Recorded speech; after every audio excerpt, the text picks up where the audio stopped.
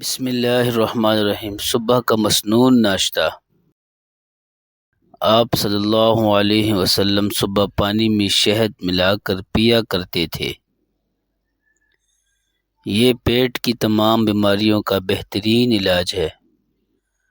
اگر روزانہ 1 کپ نیم گرم پانی میں 1 بڑا چمچہ خالص شہد ملا کر نہار منہ پیا جائے، اس سے وزن اور پیٹ بھی کم ہوتا ہے۔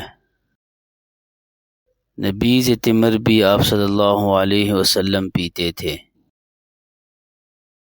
نبیذ تمر 7 چوہارے یا کھجوریں رات کو 1 گلاس پانی میں کسی مٹی کے برتن میں ڈال کر رکھ دیں اور صبح پانی پی لیں، اور چاہیں تو کھجوریں یا چوہارے بھی کھا لیں۔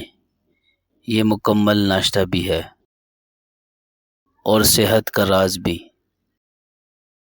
کھجور کا کھانا باعث صحت اور تقویت ہے۔ آپ صلی اللہ علیہ وسلم نے فرمایا، جو آدمی صبح 7 اجوا کھجوریں کھائے وہ اس دن زہر اور جادو کے نقصان سے محفوظ رہتا ہے۔